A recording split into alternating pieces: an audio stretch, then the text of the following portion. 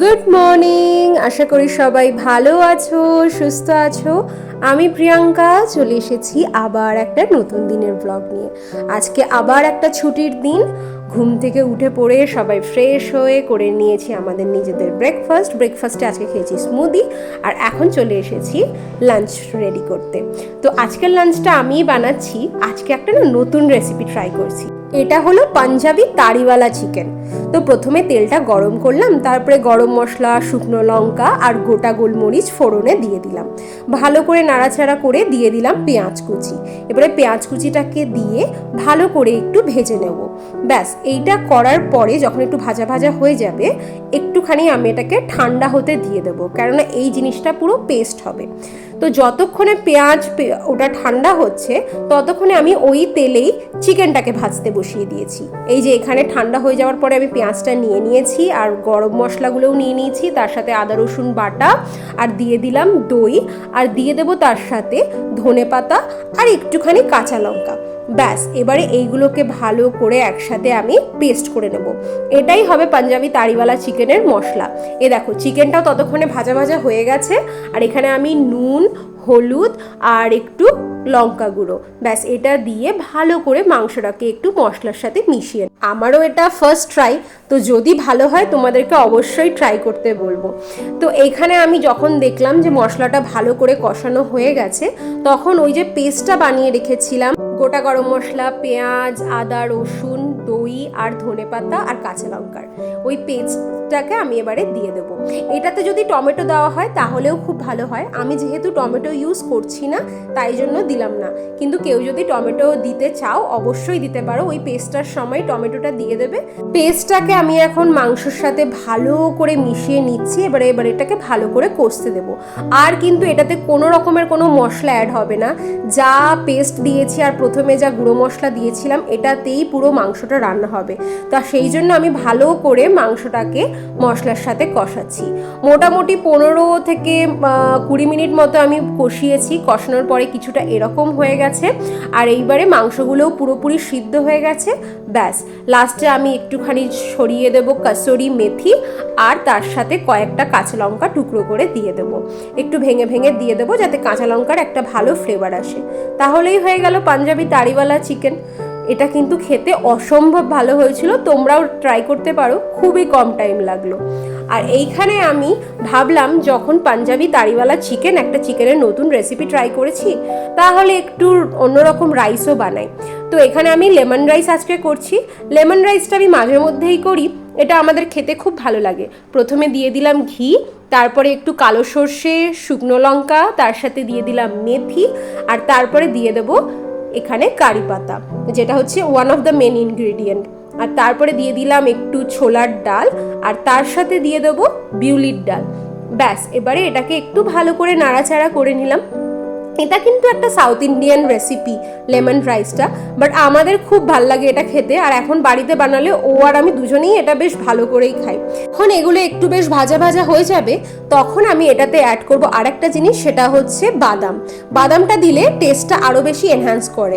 কেউ চাইলে বাদাম অ্যাড করতে পারো, কেউ চাইলে স্কিপও করতে পারো। আমাদের বাদামটা দিয়েই ভাল লাগে, তাই বাদাম দিলাম। এবারে তারপরে আমি গুঁড়ো মশলাগুলো অ্যাড করব, নুন, হলুদ গুঁড়ো আর লঙ্কা গুঁড়ো সামান্য করে। ভালো করে এবারে এটাকে কষানো হয়ে গেলে রেঁধে রাখা ভাতটা আমি দিয়ে দেবো। ভাতটা আমি আগেই বসিয়ে দিয়েছিলাম, তো ভাতটাকে আমি এবারে এর সাথে মিক্স করে দিয়ে পুরো মশলাটার সাথে এবারে আমি ভাতটাকে ভালো করে মিক্স করব। অনেকে আবার এটা কারোর যদি ভাত বেঁচে যায় সেটাতেও করে, আমি এটা সদ্যই ভাতটা করেছি, সেটাই আমি এটার সাথে মিক্স করছি। যখন এই মিক্স করা হয়ে যায়, কিছুটা এরকম দেখতে লাগে, ব্যাস আর এটাতে কিচ্ছু করার প্রয়োজন হয় না। একটু আমি সামান্য নুন দেবো, কেননা যেহেতু ভাতটা আবার অ্যাড করেছি, তাই জন্য আরেকটু সামান্য নুন, আর দিয়ে দিলাম গোলমরিচের গুঁড়ো।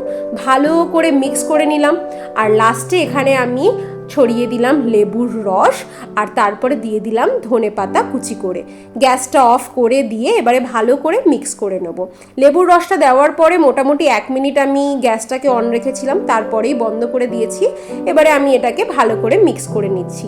একটা দারুণ সুন্দর গন্ধ বেরোয়, আর খেতেও দারুণ লাগে। লাঞ্চটা রেডি করেই সবাই চলে গেছিলাম স্নান করতে। স্নান করে এসে তারপরে পুজো টুজো দিয়ে এখন চলে এসেছি আমাদের লাঞ্চ টেবিলে। আজকে আমাদের লাঞ্চে রয়েছে লেমন রাইস, তার সাথে রয়েছে পাঞ্জাবি তাড়িওয়ালা চিকেন। এই যে এইখানে পাঞ্জাবি তাড়িওয়ালা চিকেন, গন্ধটা কিন্তু মারাত্মক উঠেছে, আর তার সাথে স্যালাড। তো চলো এবারে খেতে বসি, আর খেতে বসে সবার ফিডব্যাকটাও নিই কেমন হয়েছে। তো যখন আমরা খেতে বসেছিলাম সবার আজকে এই খাবারটা এত ভালো লেগেছে, ইভেন আমার নিজেরও ভীষণ ভালো লেগেছে। তো এই পাঞ্জাবি তাড়িওয়ালাটা চিকেন যদি কেউ চাও অবশ্যই ট্রাই করতে পারো, আমি বলবো এটা মাস্ট হিট একটা রেসিপি। দুপুরবেলা আজকে আমাদের খাওয়াটা হয়েছে দারুণ। তো খাওয়া দাওয়া খেয়ে আমরা তিনজনই একটু ঘুমিয়ে পড়েছিলাম, আর ভরা পেটে ঘুমটা আরও ভালো হয়েছে। তাই ঘুম থেকে উঠে ফ্রেশ হয়ে সন্ধ্যা দিয়ে এখন আমরা বেরিয়ে পড়েছি, একটু যাচ্ছি সামনের মার্টে। এখানে তো আমাদের সামনেই একটা গ্র্যান্ড মার্ট রয়েছে, যেখানে গ্রসারির জন্য আমরা যাই কেনাকাটিগুলো করতে। তো সেখানেই আজকে যাওয়া, কিছু কিছু জিনিস ফুরিয়ে গেছে সেগুলো আনতে হবে, তারপরে এই একটা সপ্তাহের যে বাজার থাকে মোটামুটি সেগুলোও করতে হবে। তাও তো এখন মা আসার পরে আমাদেরকে একদমই বাজার আসতে হয়ই না, কেননা মা মোটামুটি রোজই বাজার করতে বেরোয়, মোটামুটি শাক সবজি এগুলো মা নিজেই কিনতে বেরোয়। তাই জন্য আমাদেরকে সত্যি এখন বাজার করতে আসতে হয় না। আর এমনিও টুকটাক কিছু কেনার থাকলে সেটাও মা নিজে নিজে কিনে নিয়ে চলে যায়। তো ওই মা আসতে এটাই সুবিধা হয়েছে যে মা এখন নিজেই বাজারগুলো করে নিচ্ছে, তাই আমাদের অফিস থেকে এসে আর ওই বাজার করার হেক্টিকটা থাকে না। আসলে আমরাও তো দুজন অফিস চলে যাই, তাই মা সারাদিন কি করবে, মাও এই জন্য একটু বাজার, একটু মর্নিং ওয়াক, ইভিনিং ওয়াক এগুলো করতে বেরিয়ে পড়ে। প্লাস আশেপাশেও যারা থাকে তাদের সাথেও একটু গল্প গুজব, এই করেই মায়ের দিন কাটছে। আর মা আসার পর থেকে যেটা আরেকটা জিনিস হচ্ছে, আমরা তো মোটামুটি শাকটা অত বেশি এখানে খাই না, কেননা শাক বাছার সে একটা বিশাল বড় হ্যাঙ্গাম। মা আসার পরে শাকটাও বেশ ভালো করে খাওয়া হচ্ছে। বাজার টাজার করা কমপ্লিট। এবারে আমরা সামনেরই একটা বেভারেজ কর্নারে চলে এসেছি, মানে ওই গ্র্যান্ড মার্ট থেকে বেরিয়েই এখানে একটা বেভারেজ কর্নার রয়েছে। তো এতক্ষণ ধরে শপিং করলাম, তাই ভাবলাম একটু কিছু খাই। তো এখানে ভার্জিন মজিতো ছিল, সেটাই নিয়ে নিয়েছি, মানে ওই মিন্ট লাইম সোডা টাইপেরই বলতে পারো। আমরা যখনই আসি এই বেভারেজ কর্নারটা থেকে আমরা সবসময় এটা খাই, আর মাও এটা খুব খেতে ভালোবাসে, তাই এটাই খেলাম। ওখান থেকে চলে আসার পরে মা এখন বসিয়ে দিয়েছে আজকে ডিনার বানাতে। আজকে ডিনারে মা বানাচ্ছে স্বাগতমের one of the favourite dish, সেটা হচ্ছে চাউমিন। এই চাউমিনটা যেটা হচ্ছে সেটা মা ছোটবেলায় ভীষণ করতো। এখন তো আমরা সবাই নুডলস বলি, বাট স্কুল টাইমে যখন ছিলাম তখন কিন্তু আমরা চাউমিন বলেই জানতাম বেশি। তো মা এই সবজি টবজি দিয়েই আমাকে প্রতিবার স্কুলে সব চাউমিন বানিয়ে দিত, আর সেইটা আমরা খুব মজা করে খেতাম।